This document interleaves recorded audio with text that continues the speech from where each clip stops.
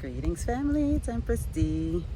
On my walk as usual. I hope everybody is well and inspired to go on a walk themselves. This vitamin D, it does wonders for the body, the mind, the soul. Vitamin D is essential in immune health, family. If your vitamin D levels are low, you're more susceptible to being sick. And vitamin D from the sunlight is absolutely free, family. I read something the other day, or it wasn't something I read, I heard the other day that melanated people such as myself require 2 hours of sunlight daily in order to receive the amount of vitamin D necessary, whereas lighter pigmented individuals only need like 20 minutes. So melanated family, we got to get out in the sun. Okay, family? Today, I wanted to speak about a comment that I received. I have a wonderful individual who viewed one of my videos and left a comment that I really want to speak about. So they shared that my perspective might be a bit off because I haven't studied the Bible enough, which is fair enough, family. Which is very fair because they're absolutely right. I don't study the Bible. However, I want to present this perspective. Perhaps my lack of study of the Bible gives me a different perspective. Hear me out, family. I feel like, and it's not something that I've sought out, this is information that just has come to me. I feel like the way that I live my life is in such alignment with what is written in the Bible. And I get this information not out of the blue, but out of feedback that I get from friends. I have a lot of beautiful people in my life that often send me scripture and or maybe different videos and snippets about Christianity.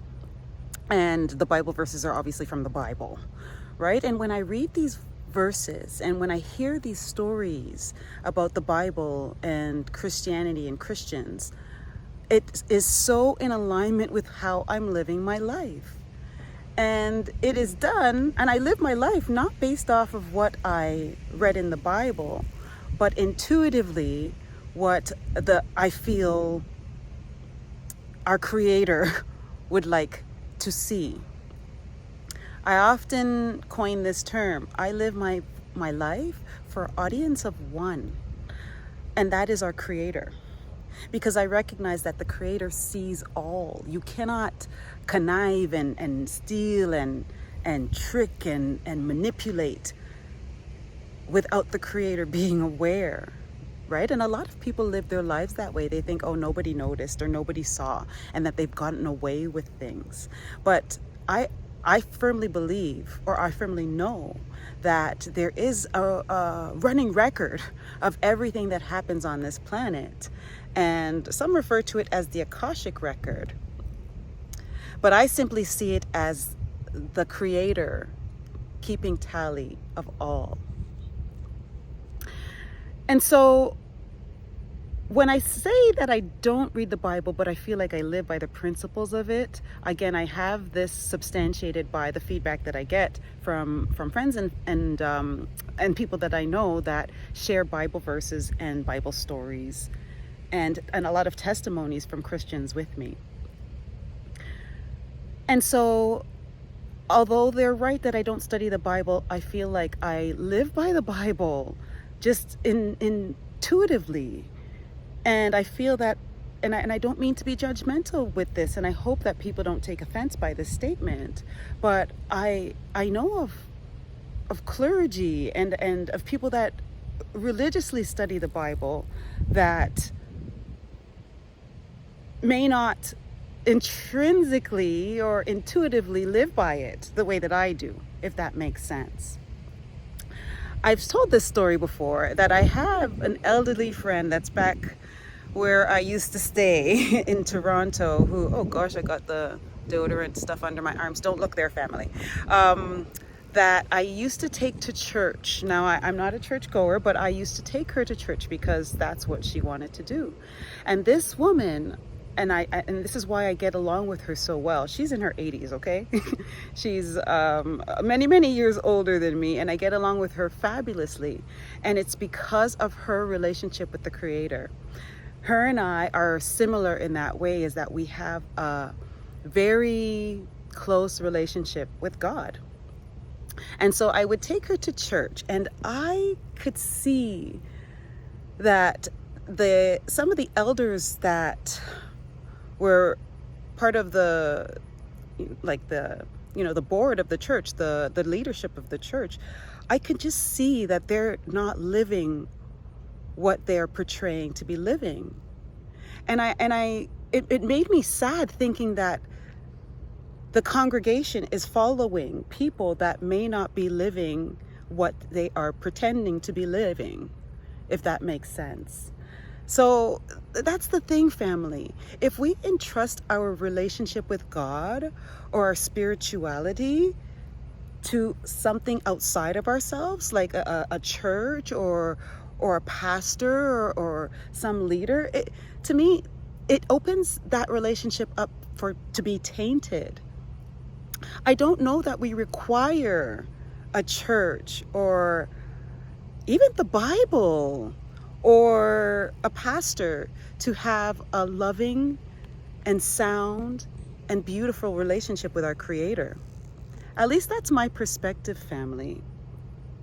And again, because when we rely on others to facilitate that relationship with God, it opens it up to be tainted, because we don't know what's in that person's heart. And let me tell you a little story. So this lady that I used to take to church every so often, she wanted me to be baptized.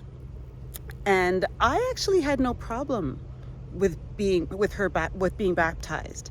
But I, under no circumstances, was going to allow anybody or any leader within that church to baptize me.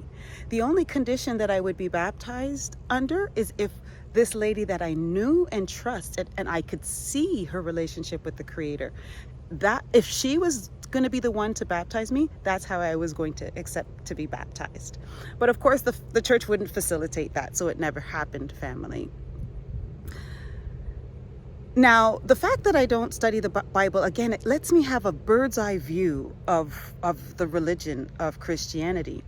The other thing is that I'm open to hearing input from all religions. I listen to Islamic individuals. I listened to some Judaic individuals, and I listen to Christianity, those that practice Christianity. And I take what resonates and I leave the rest behind. I take in the meat and spit out the bones, as they say, right, family? And so again, I don't know that we need an intermediate, somebody in between, to have a relationship with our Creator. Now, the fact that I don't study the Bible, I feel like it removes me from some of the, how do I say this? I want to say this in a respectful way. When we're under an umbrella of an organized religion, we have a set of rules that we must follow. And what comes along with those rules are guilt and shame if you're not following those rules. And what we have to keep in mind, family, is that religions are made by man. It's not as though this Bible was just sent down from the Creator in text form, in a book form for us to read. We had to rely on man to put the books together and to interpret it, and even to write those books, right, family? The other thing that I know about the Bible, or I've come to learn, is that there are several books that are left out of that King James version of the Bible that everybody reads. You know, there's the books that, I think the book of Enoch is one that comes to mind. And also, I know that there are books that were related to reincarnation and the power that women possess in terms of their intuition. I know that books speaking to those things were left out of the Bible, or the current version that's circulated globally at present. And so that's why I feel like I am not, and I don't want to say the word tainted, because that's not what I mean, but affected. I have a fresh brain that's not doesn't have that perception of the Bible overriding the freeness of my consciousness. I feel like I'm just, I hope that what I'm saying is making sense, family. And so I say this not to be disrespectful, but because I respect the Bible, I respect what's in it, I respect those that read it, I respect all religions, I respect Christianity, but I also am of the mindset that these religions were created by man in order to control human beings. The piece that I have an issue with, especially with organized religion, is that there is not enough of a focus on the power that we have within each and every one of us.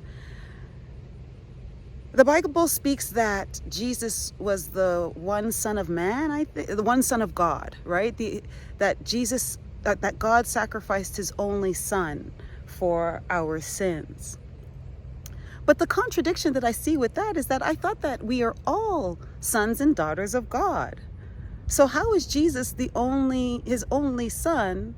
What about all the other boys and men on the planet? Aren't they sons of God? And what about the daughters? Hey, you know what I'm saying, family? These are the little contradictions that make me confused. The other piece is that I intrinsically and instinctively know that Jesus did not want to be worshipped. Jesus was an example. He was setting an example to those that he was exposed to about how to live. Jesus was setting the blueprint of how to live in service to others, on how to lead with love, on how to harness our inner power and gifts to positively affect change on the planet. And I don't know that he's meant to be worshipped. So this whole thing about giving your life to Jesus and stuff like that, like maybe that's what it is supposed to be, but it takes away the power that we each have within us. I've said it many times in my videos. My perspective is that Jesus was the blueprint and that all of us could do what Jesus did. And that's not to disrespect Jesus in any way. That's just to amplify the power that we each have inside of us, family. And so that's my little response to the fact that the comment, and I appreciate the comment, and I love you, and I thank you so much if you're watching this video, in that I don't study the Bible enough to know enough about Christianity, which actually may be true, but I don't know that it's to my detriment. I think it gives me a perspective that is not tied to any one religion or doctrine or belief. I think it gives me a bit of a bird's eye view to be able to look at things with fresh eyes, right, family? And so that's what I wanted to share today. I actually have so many different things. I'm walking and there's so many different video ideas moving around in my mind. And so this is what I'm going to focus on today. Tomorrow I will bring another message. Thank you for taking the time to listen to this message, family. I really love and I value each and every one of you. One love.